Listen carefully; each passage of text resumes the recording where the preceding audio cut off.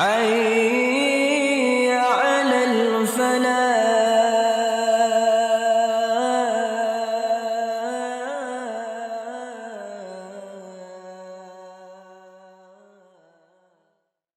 بسم الله الرحمن الرحيم. الحمد لله رب العالمين، والصلاة والسلام على أشرف الأنبياء سيد المرسلين إمام المتقين حبيبنا وشفيعنا مولانا محمد وعلى آله وأصحابه ومن اتبعه إلى يوم الدين. رب اشرح لي صدري ويسر لي أمري واحلل عقدة من لساني يفقهوا قولي. hamba-hamba Allah, Assalamualaikum warahmatullahi wabarakatuh. قال الله تعالى في القرآن العظيم: أعوذ بالله من الشيطان الرجيم أفلا يتدبرون القرآن أم على قلوب أقفالها. Maha suci Allah Subhanahu wa Ta'ala yang kembali mempertemukan kita dengan Al-Quran di Masjid Istiqamah. Semoga Allah berikan kepada kita nikmat bertemu Al-Quran di alam kubur.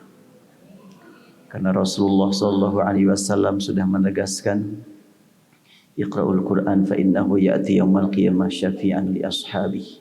Bacalah Al-Quran karena nanti pada kiamat akan menemui sahabat-sahabatnya untuk memberikan syafaat. Sekarang bertemu dengan Al-Quran, kita berjuang untuk menjadi sahabat Al-Quran. Semoga Al-Quran mengakui kita sebagai sahabatnya. Dan apabila Al-Quran mengakui kita sebagai sahabatnya, pasti nanti akan menemui kita untuk memberikan syafaat.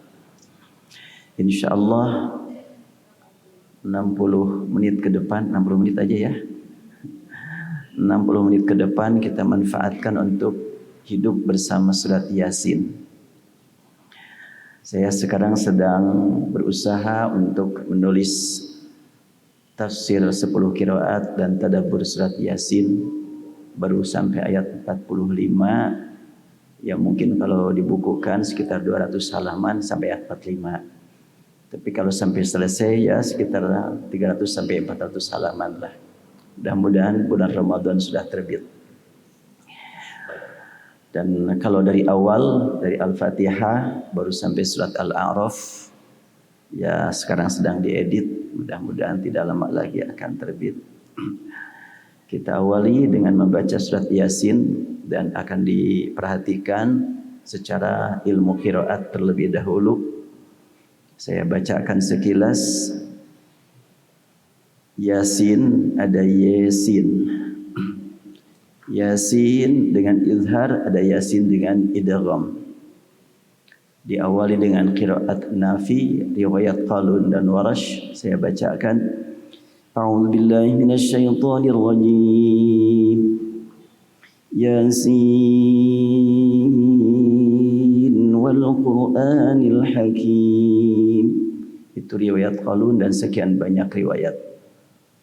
Riwayat Warash membaca Yasin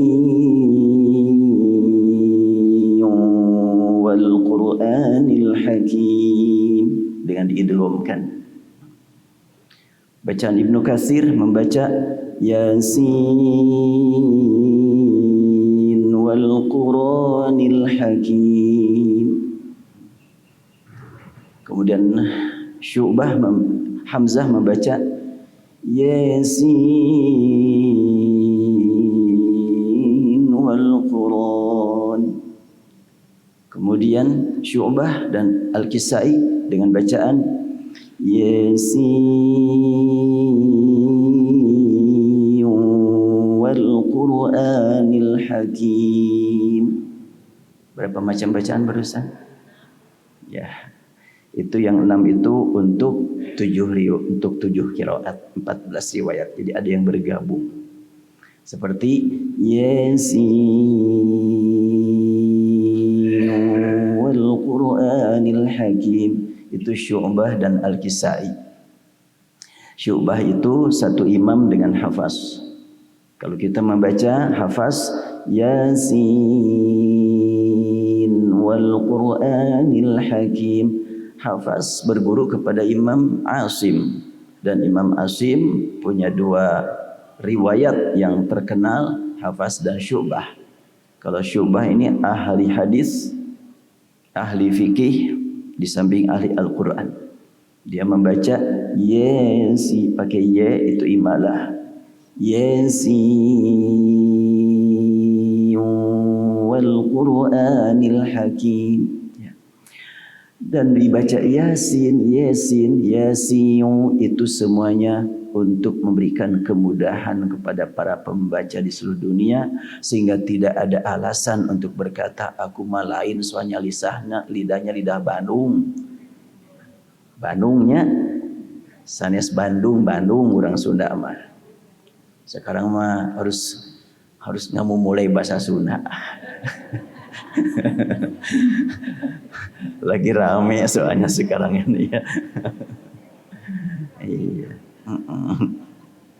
Jadi kelihatannya di istiqomah setelahnya salam harus pakai sampurasun ya. Ya. Nah tadi diawali dengan Yasin. Yasin itu menurut sebagian qiraat itu satu ayat.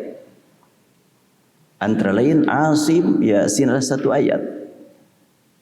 Sedangkan kalau Nafi itu awal ayat pertama. Jadi dibaca Yasin wal Qur'anil Hakim. Itu Warash, itu Yasin itulah awal ayat pertama. Tentu sangat berpengaruh ketika disebut satu ayat dengan awal ayat. Kalau kita mentadaburinya. Dan apa makna Yasin? Apapun terjemahan tidak akan bisa tepat. Mau diterjemahkan apa Yasin? Terus maknanya apa? Kok satu ayat?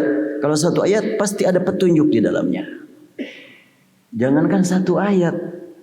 Satu huruf saja punya makna. Rasul bersabda man qara'a harfan min kitabillah falahu bihi hasanah wal hasanatu bi asyri amsalha la aqulu alif lam mim harf walakin alif harf wa lam harf wa mim harf. Rasul bersabda siapa yang membaca satu huruf dari Al-Qur'an maka baginya nilai kebaikan yang dilipat gandakan menjadi 10 kali lipat. Dan aku tidak mengatakan alif lam mim satu, tapi alif satu, lam satu, mim satu. Yasin berarti ya satu, sin satu. Itu adalah satu huruf punya nilai dari Allah. Berarti punya makna. Maknanya apa? Gak usah dicari terjemah, gak akan ditemukan. Tapi hidayahnya apa? Mungkin di antara bapak dan ibu atau keluarga bapak dan ibu ada yang senang koleksi burung. Ini burung apa nih? Ini burung apa nih? Senang mendengarkan burung? Oh senang. Dengar burung punya pengaruh dalam diri kita. Bagaimana mendengar firman Allah Yasin? Lebih daripada suara burung. Kalau orang mencari suara burung sampai berani beli sampai puluhan juta. Ya, ingin mendengarkan suara burung. Kenapa dengan Al-Quran kita tidak lebih menikmatinya? Makanya Al-Quran ada Alif Lam Ra Kitabun Uhkimat. Sudah kebayang bagi orang yang memang suka mentadaburi.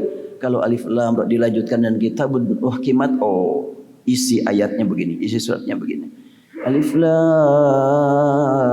Ra Tilka ayatul kitabil mubin. Sudah kebayang ke depannya apa? Alif Lam Ra Kitabun anzalnahu ilaika litukhrijan nas. Beda-beda itu. Ada surat Hud, surat Yusuf, surat Ibrahim. Ada Hamim sampai 7. Ya. Surat 40, 41, 42, 43, 4 sampai 46 itu Hamim semuanya itu. 2 huruf. Dalam qiraat Asim itu 1 ayat. Bila 1 ayat pasti punya makna. Ada hidayah di situ. Ya gimana cara mengambil hidayah dari Hamim? Dari Yasin. Kalau bapak-bapak, ibu-ibu sedang megang handphone, tiba-tiba bunyi. Apa arti bunyinya? Bel saja kan? Tapi langsung direspon kan? Bunyi handphone langsung direspon. Yasin, langsung kita respon. Gimana? Kita dengarkan firman Allah berikutnya apa? Sebagaimana kalau pemainnya handphone bunyi, langsung kita ambil, langsung kita dengar. Melebih dari itu mestinya kita mendengarkan Al-Quran dari Yasin. Itulah kira-kira reaksi kita, interaksi kita dengan ayat pertama dari surat Yasin. Saya madan teki itu baca Yasin, Yasinnya terus. Dan Yasin ini adalah merupakan satu-satunya surat yang sangat familiar bagi masyarakat umum untuk surat yang panjang. Kalau yang pendek udah biasa. Surat Al-Ikhlas itu sangat dekat. Dan sudah punya cadangan. Kalau Al-Ikhlas lupa ada ina atau ina kan ya. Nah, surat Yasin ini satu-satunya nama surat yang suka dijadikan sebagai nama acara. Mereka mana? Yasinan. Gak ada. Mereka mana? Al-Baqarahan gak ada. Al-Waqiahan gak ada. Tapi Yasinan udah biasa. Itu teh salah apa benar? Prakteknya mau menyebut Yasinan ataupun enggak, bacaannya sama Yasin. Gak ada yang membaca Yasinan, gak ada. Jadi secara kaidah penamaan Yasinan itu enggak tepat. Salah dong kalau begitu. Bagi orang yang terbiasa mengucapkan Yasinan, enggak ada bedanya membacanya Yasin juga. Enggak usahlah disalahin. Sakit kalau yang namanya disalahin itu ya. Gak enak. Ya tapi kenapa Yasin aja? Cobalah yang lain baca. Habis yang lancarnya ini. Belajar itu. Malam Jumat Yasin, malam Jumat Yasin. Cobalah yang lain. Kalau kamu malam Jumat baca ya apa? Gak baca apalagi. Kamu lebih parah itu. Masih mendingan saya baca. Kamu mah gak baca. Kan ada orang yang anti gitu kepada yang disebut dengan Yasinan malam Jumat. Tapi dia nggak baca Quran, lebih parah itu.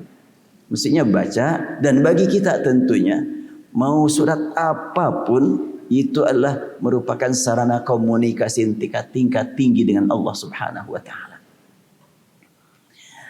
Dan kalau kita perhatikan surat Yasin ini bukan cuma di Indonesia.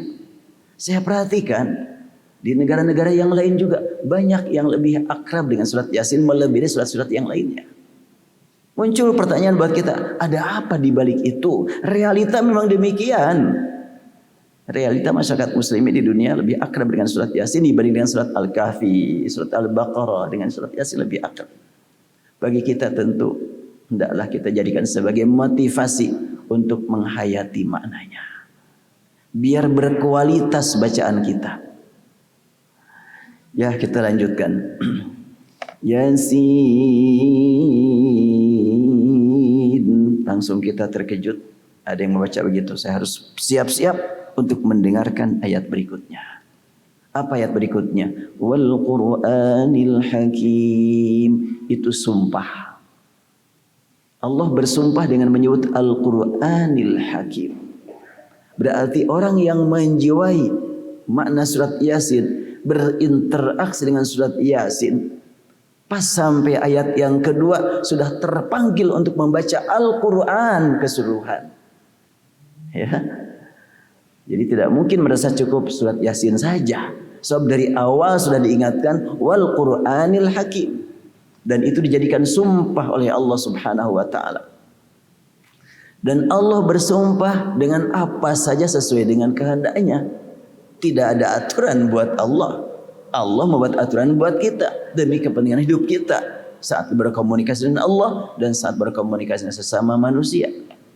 Allah bersumpah dengan yang sangat penting untuk kita perhatikan. Terkadang Allah bersumpah dengan waktu, wal 'asr, wal fajr, wad duha, wal lail, wan nahar. Waktu-waktu yang digunakan oleh Allah untuk bersumpah berarti menarik perhatian yang perlu kita jadikan sebagai bahan serius, bahan kajian utama. Nah sekarang wal Qur'anil Hakim, demi Al-Quran Al-Hakim. Dan Al-Quran itu apa? Bacaan yang tidak sama dengan bacaan biasa. Umumnya bacaan qara'a yaqra'u qira'ah. Bagi yang sudah belajar bahasa Arab kan begitu. Sedangkan Quran itu formulasi kata yang sama dengan Quran seperti husban, furqan, kemudian apa lagi? Ya, itu memiliki makna melebihi daripada biasa. Furqan, farqun pemisah. Furqan bukan sekedar pemisah, tapi pemisah yang hak dengan yang batil, pemisah jalan menuju surga, jalan menuju neraka, pemisah mana yang datang dari Allah dan mana yang datang dari syaitan, itu furqan.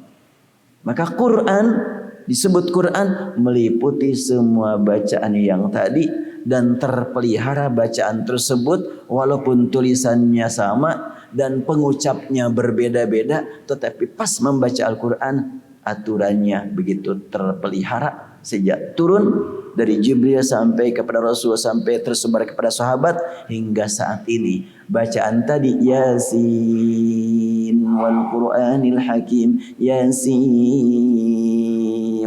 wal Qur'anil Hakim, Yasin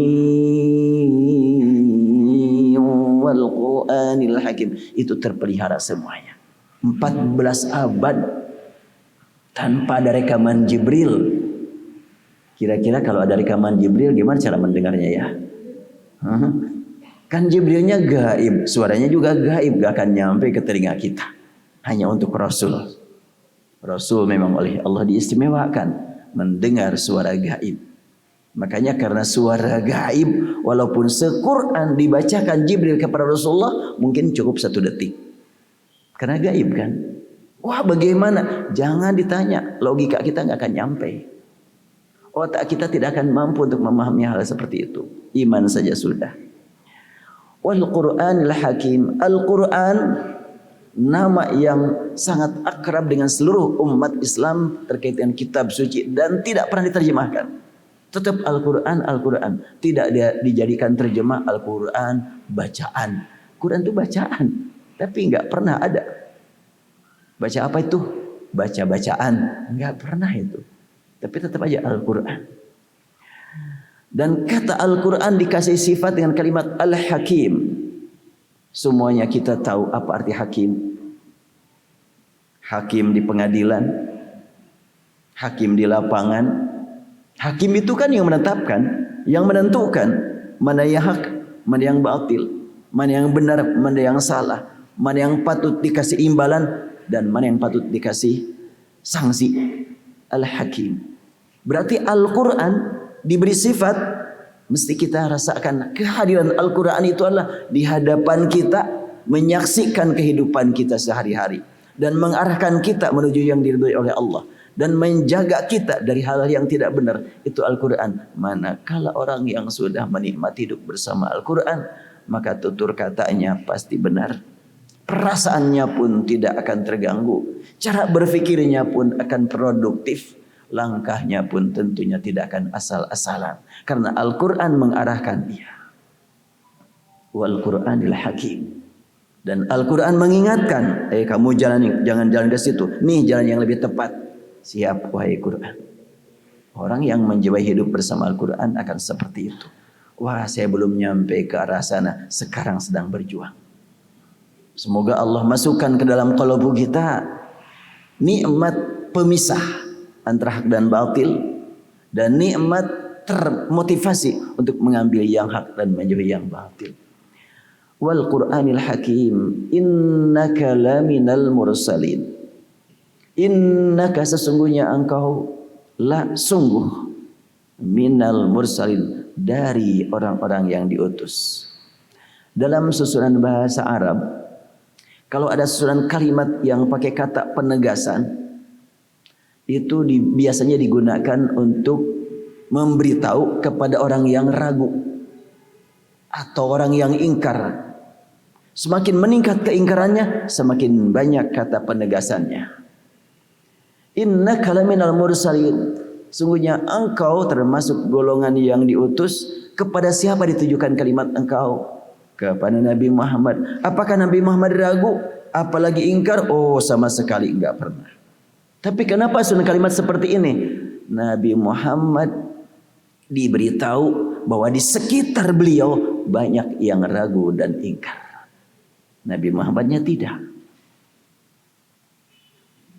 Kalau umpamanya ada seorang ibu bersama anaknya, tampilannya jauh berbeda gitu. Ibunya Bandung banget gitunya, anaknya Korea banget gitu. Kira-kira begitu. Ini putri ibu? Iya. Gak percaya. Nah, kamu adalah anak ibu kan? Iya. Oh iya juga ya. Sebetulnya kan bukan si ibu meyakinkan si anak, sesungguhnya kamu anak ibu. Bukan meyakinkan si anak, dan anak sudah ngaku. Tapi lingkungannya yang menolak. Nah, Rasulullah SAW mendapatkan berita dari Allah, innaka, sungguhnya engkau laminal mursalin, sungguh termasuk yang diutus. Susunan kalimat ini sebetulnya mengingatkan masyarakat Arab, wahai masyarakat Arab, istilah Rasul, istilah Nabi, risalah, nubuwah, kalian itu sudah tahu dari sejak zaman dahulu. Gak perlu sampai diterangkan sampai begitu rinci, kalian sudah tahu. Cukup datang, ini Nabi, beres. Tapi kenapa kok kalian banyak yang ingkar? Masih mendingan kalau negara jauh dari Arab, secara logika bisa dipahami kalau mereka ragu. Karena memang tidak tahu. Ketika dapat berita, apa sih nubuwah, risalah, apa sih Nabi, ketika diterangkan, yo gitu ya. Maksudnya apa ya? Bisa begitu. Tapi kalau orang masyarakat yang tinggal di Mekah, di situ ada Zamzam, di situ ada Ka'bah, membuktikan bahwa sekian banyak Rasul datang ke sana, sekian banyak Nabi datang ke sana. Ketika diberitakan kepada mereka, engkau wahai Muhammad termasuk yang diutus, mestinya mereka sangat bahagia, sangat senang. Inilah Rasul dari keturunan kita. Dulu Nabi Ibrahim bukan orang Arab, Nabi Musa bukan orang Arab, sekarang ada orang Arab, jadi Nabi jadi Rasul, mestinya mereka bahagia. Tapi realitanya banyak yang menolak, banyak yang menentang. Bukan tidak tahu hakikat siapa Rasul, siapa Nabi, karena mereka juga tahu betul sejarah Ka'bah, sejarah Zamzam. Mungkin kalau Ka'bah sangat berkaitan dengan keyakinan. Tapi kalau Zamzam bukan cuma keyakinan, perasaan. Air Zamzam begitu banyak. Kalau diambil 1 ton, maka akan terpenuhi 1 ton lagi. Seberapa banyak diambil, segitu juga gantinya. Enggak pernah kekeringan. Itu kan mukjizat yang ada kaitan dengan sejarah para nabi, para rasul, dan dinikmati oleh masyarakat Arab. Makanya aneh kalau orang Mekah tidak beriman kepada Nabi Muhammad.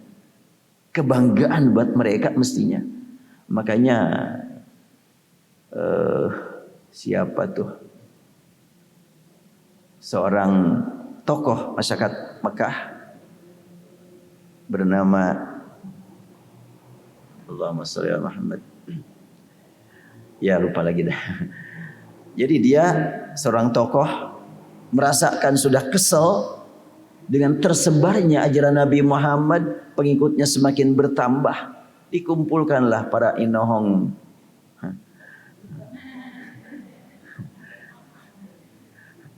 di Mekah mata ya inohongnya, bojong rangkong ya. Dikumpulkan para tokoh. Lalu bertanya, kita ini gimana tinggal diam terus? Lihat tuh Muhammad, pengikutnya semakin banyak, setiap hari bertambah terus. Ayo kita bergerak. Ya harus gimana? Coba kita putuskan saat ini. Siapa yang punya ide berlian, silakan sampaikan. Masing-masing menyampaikan pendapatnya. Antara lain mereka berkata, yuk kita sebarluaskan berita bahwa Muhammad orang gila. Kata orang ini, orang gila. Cobalah mikir yang sehat. Semua orang mengagumi dia, bagaimana orang yang dikagumi disebut gila? Mikil. Iya kata anak cadel, mikil. Akhirnya yang lain berkata, kalau gitu dia adalah orang sakit. Sakitnya mana? Badannya begitu segar, cara berbicara begitu mengagumkan. Ya terus apa? Sihir. Aku tahu betul tukang sihir. Enggak kayak begitu. Ngomongnya enggak begitu tukang sihir. Ya habis gimana lagi? Ya kalau kalian setuju, aku akan mengunjungi dia. Dan kita tawarkan beberapa hal yang sangat dikagumi sekian banyak orang. Dikejar-kejar orang banyak. Kita tawarkan kedudukan yang sangat tinggi. Atau harta yang berlimpah. Atau kalau dia mau cewek. Nah, ceweknya bukan akhwat. Orang. Apa sih bedanya cewek dengan akhwat? Ada cewek, ada akhwat, ada perempuannya. Ini kalangan anak muda gitu.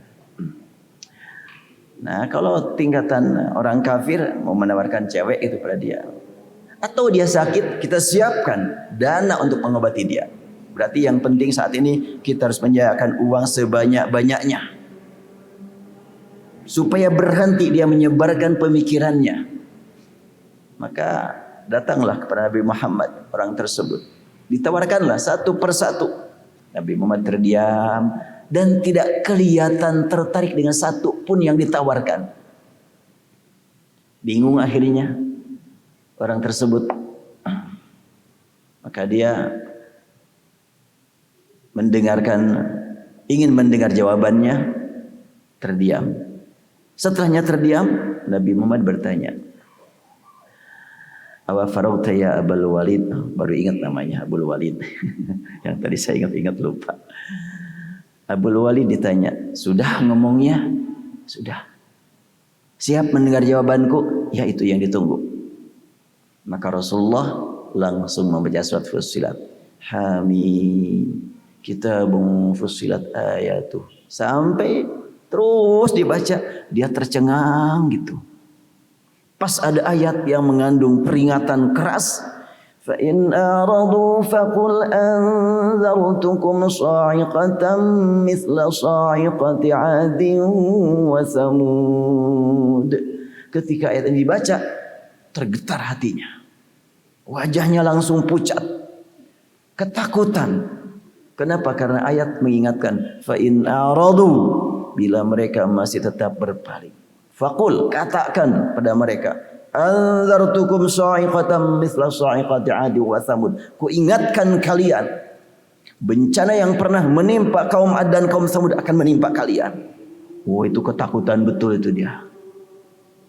Sampai dia udah begini-begini, udah mau menghentikan Rasulullah membaca.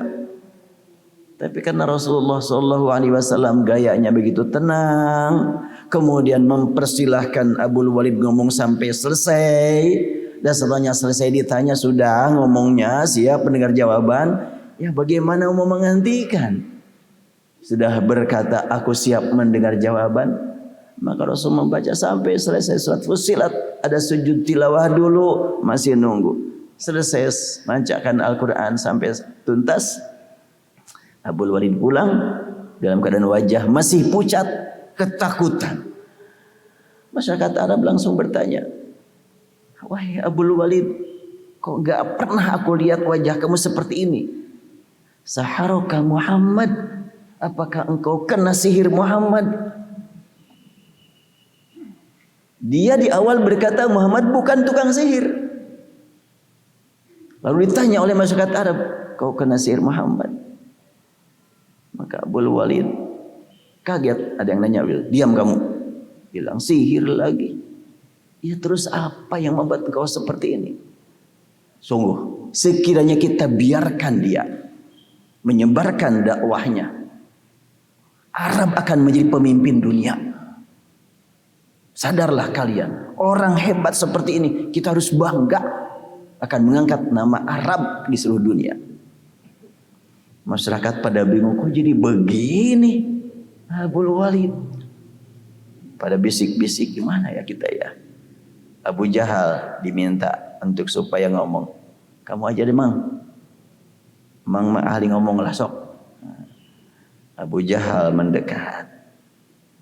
"Bolehlah engkau ikut Muhammad, tapi persiapkan oleh dirimu. engkau enggak akan punya kedudukan apa-apa di hadapan dia. Beda dengan kalau di hadapan kita, engkau dihormati, dimuliakan, sayyidul qaum. Mulai di situ ketika diangkat emosinya. Tadi kan diangkat masalah pemikiran dan keyakinan. Dia punya keyakinan ini bukan perkataan Muhammad. Ini perkataan di luar jangkauan Muhammad. Maka ketika ditanya, "Kenapa kau seperti ini?" Dia berkata, "Sami'tu kalaman laisa min kalamil ins wala min kalamil jin. Innahu ya'lu wa la yu'alla alaih. Inna asfalahu la mughdiq wa inna a'lahu la musfir." Kata dia, ini bukan perkataan dia, bukan juga perkataan jin. Kalau saya umpamakan apa yang aku dengar dari dia, laksana pohon menjulang tinggi, kokoh, kuat, buah-buahnya sangat begitu menarik dan akarnya betul-betul ke dalam, gak mungkin bisa dirubah, diganggu, dicabut, gak mungkin. Tapi setelahnya dia menerangkan begitu, ini Abu Jahal ini pinter nih ya. Oh, orang seperti ini jangan disentuh pemikiran dan keyakinannya, harus perasaan. Maka berkata, kalau engkau bersama Muhammad dapat kedudukan apa? Kalau uang tidak, oke lah.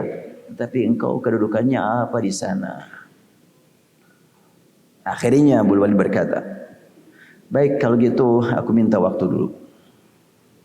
Dia berpikir, dia meninjau, dia meneliti sampai memutuskan. Akhirnya keputusannya apa? In hadza illa sihrun yu'sar. Ini sihir memang. Jadi di awal dia sudah mengatakan bukan sihir, tapi akhirnya dia mengatakan sihir karena memang terbangkitkan emosinya.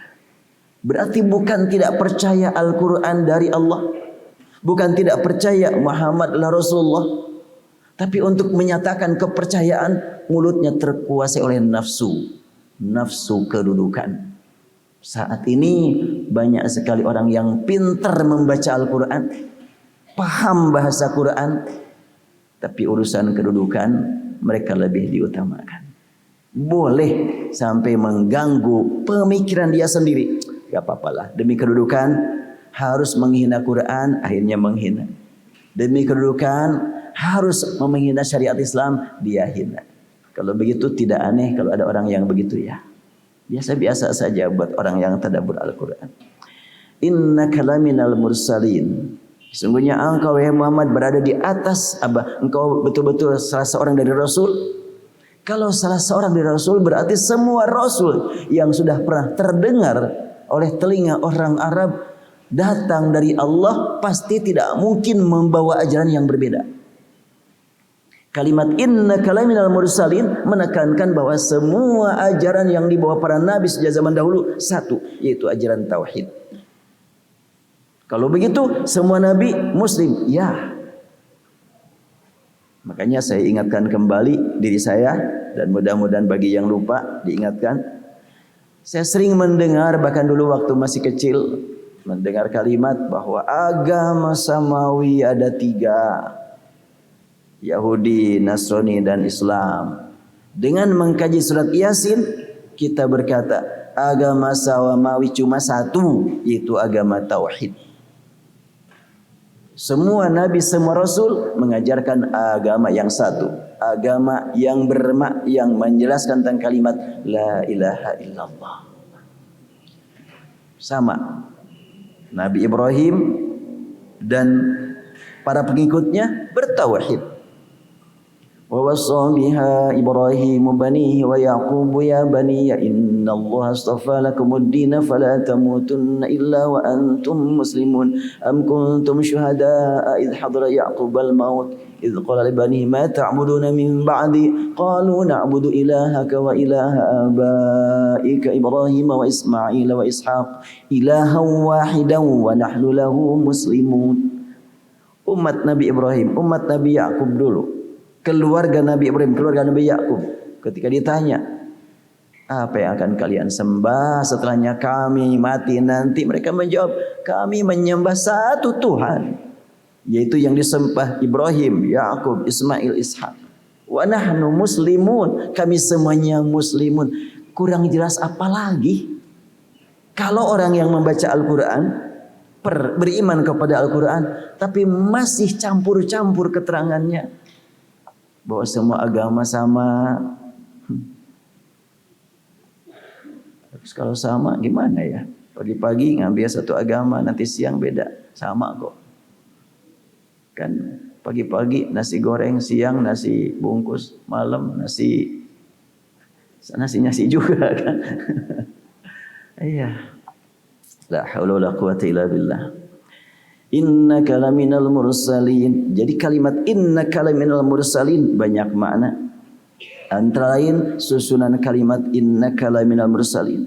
Kedua, kalimat min salah satu dari mursalin artinya semua rasul sedemikian banyak datang dari Allah dan sudah dikenal oleh masyarakat Arab. Alhamdulillah kita walaupun bukan masyarakat Arab dipilih oleh Allah menjadi yang beriman. Alhamdulillah, alhamdulillah. Nikmat terbesar, nikmat tertinggi, nikmat yang tidak terukur dengan otak, dengan harta, dengan kedudukan. Patut kita syukuri terus. Kenapa patut kita syukuri? Ala syiratim mustaqim. Karena ikut Rasul berarti kita berada di jalan yang lurus. Ala syiratim mustaqim. Untuk ala syiratim mustaqim ada 3 bacaan tapi tidak berpengaruh bagaimana. Kalau innaka laminal mursalin sama. Untuk 14 riwayat bahkan 20 riwayat sama. Tapi ala syiratim mustaqim ada 3 bacaan. Ada shad, ada sin, ada ishmam. Ala syiratim mustaqim. Banyak imam yang begitu. Ibnu Katsir membaca dan kumbul ya. Ala siratim mustaqim pakai sin. Ala sirat ya. Wa inda siratin wasirati liqunbula dalam kitab Matan Asy-Syatibi menyatakan dan ketika menemukan sirat baca dengan sin untuk riwayat kumbul dari Ibnu Katsir. Ala siratim mustaqim. Maknanya apa? Beda enggak beda. Mau sirat sama maknanya. Artinya satu kabilah pakai shad, kabilah yang lain pakai sin. Ada lagi yang dicampur dengan ismam bacaannya.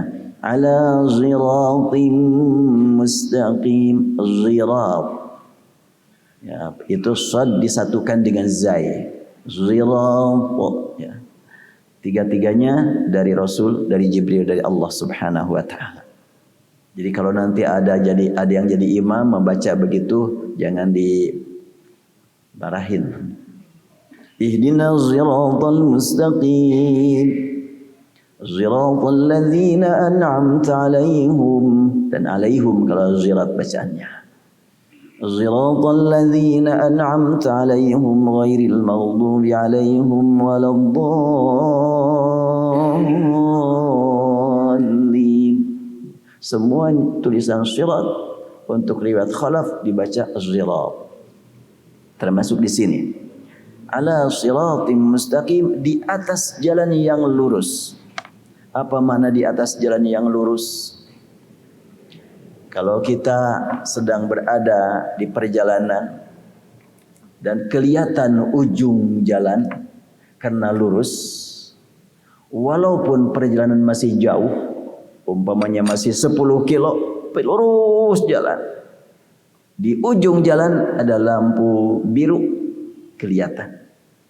Bagaimana kalau jalan itu bolak-belok? Tinggal 500 meter lagi. Yang mana ujungnya? Gak kelihatan kalau bolak-belok. 500 meter kalau bolak-belok gak kelihatan ujung. 10 kilo kalau lurus kelihatan ujung. Orang yang hidupnya tinggal sehari lagi, kalau bukan berada jalan yang lurus, gak kelihatan jelas mau kemana kamu. Orang yang mungkin masih hidup 50 tahun lagi, kalau berada jalan yang lurus, selalu kelihatan tujuan saya sekarang ini mana. Saya mencari uang untuk apa? Mencari ridha Allah. Tuh tujuan saya di sana. Saya ngurus anak, tujuan mencari ridha Allah. Saya terjun di bidang ekonomi, tujuan mencari ridha Allah. Walaupun mungkin dia masih 50 tahun, kelihatan terus tujuan akhir. Sehingga tidak akan bisa tergoda dengan apapun. Digoda dengan dengan kedudukan, digoda dengan materi, digoda dengan apa tadi? Cewek, nggak akan tergoda. Tetap saja tujuan dia Allah yang akhir itu. Itulah kalau ala siratal mustaqim.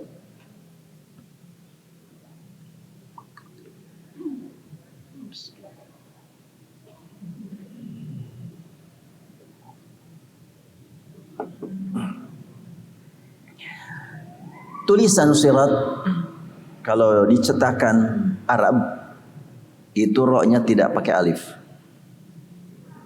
Tapi kalau cetakan Indonesia rata-rata pakai alif. Saya tidak tahu penyebabnya kenapa cetakan Indonesia pakai alif dan dari mana asalnya. Mungkin kalau begitu ada jalurnya juga. Kita husnuzan saja. Tapi yang beredar dari Madinah, mushaf Al-Quran cetak Madinah, sirat semuanya tidak pakai alif roknya, tapi dibaca panjang. Ada isyarat apa di balik tulisan tersebut? Ya, sekarang kan bisa melihat di aplikasi ya. Apalagi sekarang ada yang lengkap tuh, aplikasi Indonesia, ada aplikasi Arab. Kalau kita pandang tanpa alif itu ada isyarat, isyarat apakah itu? Hubungkan dengan makna sirat mustaqim tadi. Jalan yang lurus walaupun masih jauh terlihat dekat. Karena terlihat dekat sehingga hurufnya pun dikurangi. Asalnya 4 huruf, kalau ditulis sesuai dengan bacaan dikurangi alifnya sehingga tidak ada penghalang, kelihatan betul ujungnya itu. Kan alif tiangnya bisa menghalangi pandangan gitu. Tapi dengan tanpa alif kelihatan ujungnya. Artinya orang yang berada di dalam jalan yang lurus ini selalu kelihatan di hadapannya tujuan akhir kehidupan itu. Makanya kalau ditakut-takuti dengan kematian, tidak takut mati, yang takut adalah kehidupan sudah mati, dapat apa saya? Nah, sekarang ini saya karena memang tadi pagi saya membahas tentang surat Yasin ayat 45 yang berbunyi, ini baru sampai ayat 45 soalnya. Ya, wa ma ta'abukan. Yang ayat 45 berbunyi, wa idza qila muttaqu ma baina aydikum wa ma khalfakum la'allakum turhamun. Wa idza qila muttaqu ma baina aydikum wa ma khalfakum la'allakum turhamun. Bila dikatakan kepada mereka, ingat, siapkan kamu, waspada kamu dengan sekian banyak peristiwa yang kamu lihat sendiri. Dan di balik itu ada peristiwa yang sangat besar. Yang dilihat oleh kamu bencana yang disebut dengan bencana alam, gempa bumi, tanah longsor, angin puting beliung, angin topan, likuifaksi, tsunami dan sebagainya. Itu adalah ma baina aidikum. Kita saksikan di beberapa media ada latihan menghadapi bencana gempa. Latihannya gimana caranya gitu kan, kalau terjadi harus bagaimana. Bagus. Tapi sayang kalau tidak disertai dengan persiapan menghadapi gempa. Bila sekiranya pada waktu gempa tersebut kita mati, apa persiapannya? Sebab kematian pasti. Yang harus betul-betul kita persiapkan adalah kehidupan sudah mati. Apalah artinya kita berjuang menjauhi kematian, pasti akan nyampai juga. Tapi yang harus kita perjuangkan adalah bagaimana agar kita tidak kena murka Allah. Itu sebetulnya bahaya yang paling penting untuk kita waspadai. Dan bisa kita siapkan sejak sekarang. Kita ini sedang memilih apakah mau surga, mau neraka, kita pilih. Tapi kalau umpamanya, apakah kamu mau mati tahun sekian atau enggak, itu mah enggak ada artinya. Sudah dijadwalkan oleh Allah Subhanahu wa taala. Boleh-boleh saja kita berjuang untuk menghindari kematian. Bagus, tapi dilanjutkan. Menghindari kematian dalam keadaan su'ul khatimah. Tidak cukup hindari kematian. Gimana caranya? Bukankah kemarin terjadi peristiwa di mana? Di Kalimantan yang meninggal berapa orang katanya? Aduh. Dalam sekejap saja ya, sedang mobil berjajar di stopan, tiba-tiba diseruduk dengan mobil besar, hancur sekian banyak mobil. Tentunya itulah yang disebut dengan bencana yang di luar jangkauan. Memang semuanya bencana itu di luar jangkauan, kecuali bencana Omikron. Atau virus itu diketahui sejak beberapa bulan sebelumnya. Jadi bolehlah kita bertanya-tanya, benar nggak itu teh bencana kan gitu. Karena kok sudah diketahui sebelum-sebelumnya gitu. Kalau betul orang tahu akan ada virus lebih berbahaya daripada COVID-19, lebih berbahaya akan terjadi pada tahun sekian, tolong dong terangkan kepada kami. Kalau ada gempa di mana terjadi dan kapan dan berapa skala Richternya, tolong dong biar kami siap-siap untuk menjauh. Kan hebatnya, tuh hebat sudah bisa mengetahui akan tersebar virus. Ini namanya, itu namanya. Kalau betul-betul itulah wabah. Aduh kata ingatlah. Terang. Teka otakan. Baik. Tanzil apa? Ala siratim mustaqim. Bila sudah berada di jalan yang lurus, maka orang yang betul-betul sudah merasakan nikmat hidup di jalan yang lurus, berbagai macam serangan, godaan, bujukan, rayuan, yang manis, yang pahit, nggak akan ada pengaruhnya. Karena kelihatan tujuan hidup saya itu tuh, saya tujuan. Mau dicaci maki, ya silakan, saya lagi jalan menuju tujuan. Mau dikasih iming-iming yang menggiurkan, enggak, aku nggak tertarik. Ada yang lebih baik dari itu. Makanya Sayyidina Utsman radhiyallahu anhu ketika masa pailit, kekurangan bahan atau barang jualan, Utsman bin Affan mengirimkan unta begitu banyak, dikirimkan ke negeri Syam yang sedang dalam keadaan menghadapi kesulitan makan, kesulitan ekonomi. Di perjalanan, unta Sayyidina Utsman begitu mengagumkan, gemuk-gemuk, besar-besar. Para pengusaha, para saudagar berdatangan. Ini berapa, mau dijual berapa ini? Ya pokoknya ini mahal. Saya siap membeli karena sedang susah barang. 2 kali lipat harga biasa. Gak bisa saya nyampaikan. Ada bos saya. Siapa? Itu di belakang. Mereka bertemu dengan Utsman bin Affan. Engkau pemilik ini? Iya saya. Mau kau jual kepadaku? Berapa berani? Saya berani 2 kali lipat. 2 kali lipat murah amat. Emang ada yang siap beli dari lebih dari itu? Ada. Datang satu orang lagi. Saya siap 3 kali lipat. Kata Utsman, murah itu mah. Ada yang lebih dari itu yang nawar. Sampai akhirnya 3 kali lipat, 4 kali lipat enggak diberikan juga. Mana ada yang akan membeli lebih dari itu? Ada. Utsman bin Affan mengatakan, yakin ada. Siapa? Di mana itu? Man jaa bil hasanati falahu asyru amsalihha. Mathalul ladzina yunfiquna amwalahum fi sabilillah kamathil habbatin anbatat sab'a sanabil. Harganya berapa kali lipat ini? 700 kali lipat. Maksud kamu? Iya, mau saya bagikan kepada orang-orang yang sangat memerlukan. Itu akan dapat imbalan 700 kali lipat. 700 ukuran manusia di hadapan Allah tidak terjangkau. Dan yang akan memberikan 700 itu adalah Allah, bukan manusia. Kalau manusia harga 1 juta dibayar 700 kali lipat berarti 700 juta. Tapi dari Allah enggak, bukan segitu. Wallahu yudha'ifu liman yasha' wallahu wasi'un alim. Allah melipat gandakannya melebihi daripada yang kita jangkau. Makanya orang yang betul-betul sudah berada di jalan yang lurus, nggak bisa terganggu dengan apapun. Ketika ada harta yang terbayang, alhamdulillah saya bisa infak sekarang juga.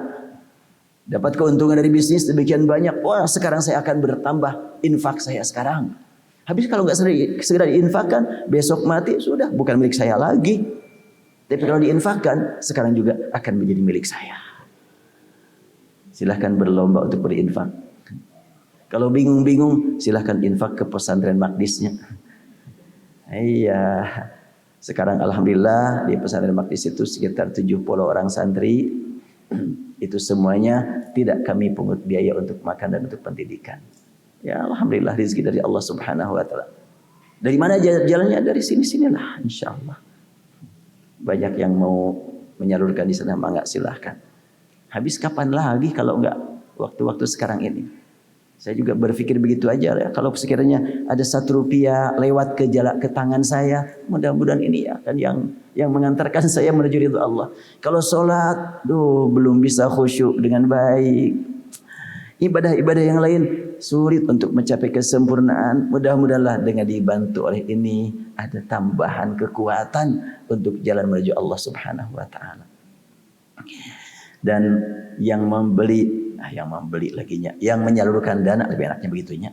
Yang menyalurkan dana melalui buku itu langsung ke pesantren. Sebab sudah saya wakafkan semua buku saya. Jadi kalau dari Al-Fatihah sampai Al-A'raf, Al-Baqarah 2 jilid, Al-Imran 1, An-Nisa 1, Al-Maidah 1, Al-An'am 1, Al-A'raf 2 jilid. Nah, sampai surat Al-A'raf 8 jilid. Tambah dengan surat Yasin nanti bulan Ramadan mudah-mudahan sudah cetak semuanya jadi 9 jilid insyaallah. Infaknya berapa? Infak jangan dibatasi maksimal. Minimal dibatasinya gitunya. Betul, minimal ada batasan, maksimal jangan dibatasi. Mangalah sebanyak-banyaknya. Barangkali ada yang mau nengok ke sana silahkan ya ke pesantren sana. Baik, saya lanjutkan. Ini karena kita ingin menjauhi ala siratal mustaqim soalnya. Aduh sayang nih kalau kita betul-betul ala siratal mustaqim pasti akan senang menyalurkan dana, bukan sedang mendapatkan, senang menyalurkannya. Akan menjadi milik kita. Sebab kalau tidak disalurkan milik Allah jelas. Akan Allah ambil sesuai dengan kehendak Allah. Atau Allah jauhkan kita dari harta. Atau harta Allah jauhkan dari kita. Gampang-gampang saja. Enggak dijauhkan, enggak hartanya atau kitanya, tetapi akan ditinggal. Itu mah pasti akan ditinggal. Ala siratim mustaqim, lurus. Ada satu buku saya baca, dia ngeritik terjemahan Departemen Agama dengan mengatakan ihdinas siratal mustaqim diartikan bimbinglah kami menuju jalan yang lurus. Enggak benar ini terjemah. Mestinya bimbinglah kami menuju Islam. Kalau jalan yang lurus enggak jelas, mestinya Islam. Kritikan itu. Tapi sebetulnya dengan kalimat siratal mustaqim betul-betul dijelaskan apa itu Islam. Kalau ilal Islam mungkin masih nunggu apa itu Islam. Tapi siratal mustaqim justru penjelasan tentang Islam. Jalan yang lurus. Bilal bin Rabah disiksa oleh Umayyah bin Khalaf. Dibawa ke padang pasir. Sedang panas membakarnya. Diletakkan di padang pasir. Tergeletak, terlentang. Ditimpakan batu besar ke atas perutnya. Sesak napas, mana panas. Dipaksa harus mengatakan Hubal, Lata, Uzza. Tapi dia mengatakan Ahad, Ahad, Ahad. Mungkin dia berpikir silahkan ngomong apa kamu. Sebentar lagi kamu masuk neraka. Aku sekarang meninggal disiksa oleh kamu. Berarti pintu surga sudah dekat. Apabila memang aku diberi panjang umur oleh Allah, berarti perjalanan untuk meningkatkan kualitas kehidupan di masa mendatang masih ada. Kan panjang umur berarti kita diperintah oleh Allah untuk meningkatkan kuantitas amal dan kualitas. Bila diketahui sebentar lagi tingkatkan kualitas. Kita karena tidak tahu kapan ajal menjemput kita, maka tingkatkan kuantitas dan kualitas. Ala siratim mustaqim tanzilal azizir rahim. Ini ada 2 bacaan. Ada tanzila, ada tanzilu. Untuk riwayat Waras atau qiraat Nafi, tanzilul azizir rahim. Apa pengaruhnya terhadap makna? Dibaca tanzila dengan tanzilu. Ini baru ada pengaruh. Kalau tadi Yasin tidak berpengaruh bagi makna. Tapi kalau tanzila dengan tanzilu ada pengaruhnya bagi makna. Secara kaidah bahasa Arab, kalau tanzilu itu kedudukannya sebagai khobar dari mubtada yang tidak dimunculkan. Kalau tanzila sebagai maf'ul mutlak dari kata kerja yang tidak dimunculkan. Apaan itu? Aku mah tidak mengerti. Ya udah, yang tidak mengerti mah dengar aja. Ya, sekarang maksudnya langsung sajalah. Dibaca tanzilu yang disebutkan tadi wal Qur'anil Hakim itu adalah turun dari zat yang maha perkasa, yang maha mulia. Dibaca tanzila, bagaimana turunnya? Turunnya adalah rinci bertahap. Berarti dengan dua bacaan tertanamlah keyakinan ke dalam kalbu kita, hakikat Al-Quran dari mana datangnya dan bagaimana turunnya. Turunnya Al-Quran secara bertahap, pertama dari Lauhil Mahfuz ke Sama'id Dunya, dari Sama'id Dunya ke Rasulullah. Turun secara bertahap, diawali dengan kalimat Iqra Bismillahirrahmanirrahim khalaq, yang peristiwanya terjadi pada bulan Ramadan. Berapa hari lagi bulan Ramadan? 69 hari lagi katanya. Iya. Sebentar lagi ya. Kita persiapan sejak sekarang. Tidak akan terasa lama 69. Apalagi bagi bapak-bapak dan ibu-ibu yang sangat sibuk. Terasa sebentar. Kita persiapkan bagaimana supaya Ramadan mendatang kita betul-betul dapat menikmati kehidupan bersama Al-Quran. Lebih istimewa, lebih mulia, lebih berkualitas dibandingkan yang sebelum-sebelumnya. Bila Ramadan yang lalu masing-masing hanya membaca Al-Quran 1 tamatan, Ramadan mendatang tambah jadi 2 tamatannya. Bila saya tahun lalu juga sudah 2 kali, Ramadan mendatang 3 kali. Gitu. Insya Allah kita perjuangkan untuk ada tambahan. Kalau dulu membaca Al-Quran 1 tamatan itu hanya waktu duduk, yang disebut dengan tadarus, nanti mau ditingkatkan waktu duduk dan waktu sholat. Kenapa waktu sholat? Karena waktu sholat suasana yang paling istimewa. Punya wudhu, menghadap ke arah yang sama, sedang betul-betul dalam kondisi yang tidak mau berkomunikasi dengan siapapun selain hanya dengan Allah. Sholat adalah amal ibadah yang paling Allah cintai. Makanya tidak sempurna sholat ini, tambah dengan sholat sunat. Nanti akan ketemu lagi dengan waktu sholat. Sholat terlaksana setiap waktu, setiap saat. Beda dengan saum, beda dengan zakat. Sholat itu adalah merupakan amal yang pertama-tama akan ditanyakan pada hari kiamat nanti. Makanya bacaan Quran waktu sholat itu lebih utama. Rasulullah SAW setiap malam membacakan Al-Quran kedengaran oleh para sahabat. Semua surat dari mulai Al-Fatihah sampai surat An-Nas pernah didengar sahabat dalam sholat Rasulullah. Jadi Rasulullah kalau membaca Al-Quran, bacaan yang mana? Ketika sudah turun semuanya, Rasulullah dengan sekian banyak bacaan. Ketika belum turun semuanya, diajarkan kepada Umar bacaan ini, kepada Hisham bacaan ini, kepada Ubay bin Ka'ab bacaan ini, ya bisa begitu. Makanya sekali waktu Ubay bin Ka'ab pernah kesulitan mengendalikan diri. Sedang berada di masjid, datang orang sholat membaca satu surat dengan bacaan yang tidak pernah aku terima dari Rasul. Kok gini bacaannya? Umpamanya tadi, yang satu membaca ihdinas siratal mustaqim, yang satu membaca ihdinas siratal mustaqim, yang satu lagi ihdinas siratal mustaqim. Yang mana yang diajarkan Rasul yang benar nih? Maka Ubay bin Ka'ab ketika mendengar dua orang yang berbeda langsung nanya, kamu baca apa tadi? Dari mana kamu dapat begitu? Dari Rasul. Bohong kamu, aku juga udah nerima. Gak begitu kok. Iya aku gini nerimanya Rasul. Kalau kamu dari mana? Aku juga dari Rasul. Saya, kamu berangkat sama-sama ke Rasulullah. Dan Ubay bin Ka'ab berkata, ya Rasulullah, aku dengar ini membaca tidak seperti yang aku terima dari engkau. Ini juga beda lagi. Rasul bersabda, Iqra. Baca oleh dia. Rasul menikmati. Bagus tuh.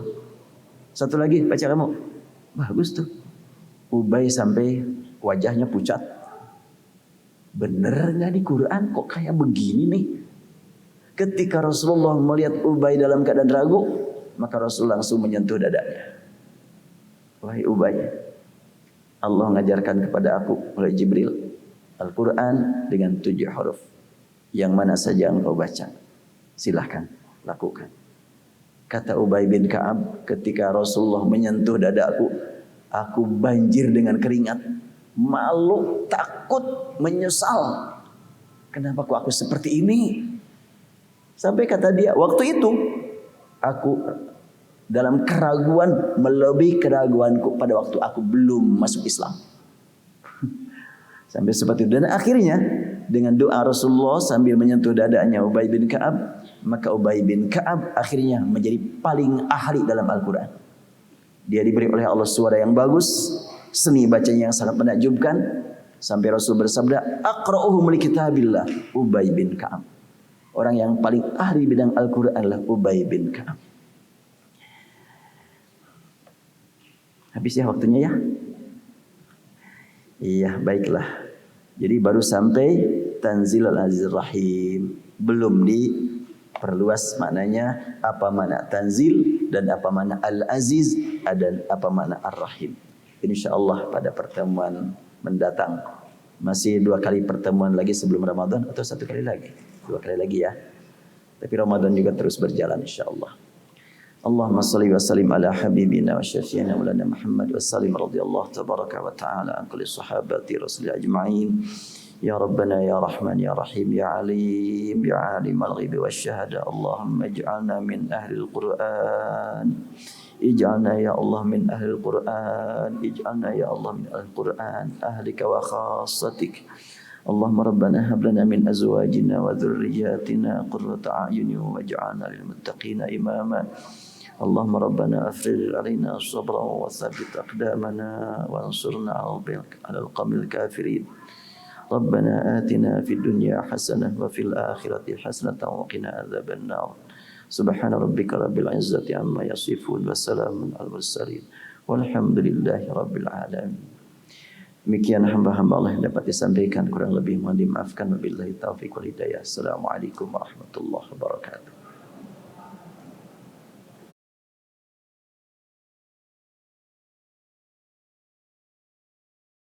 حي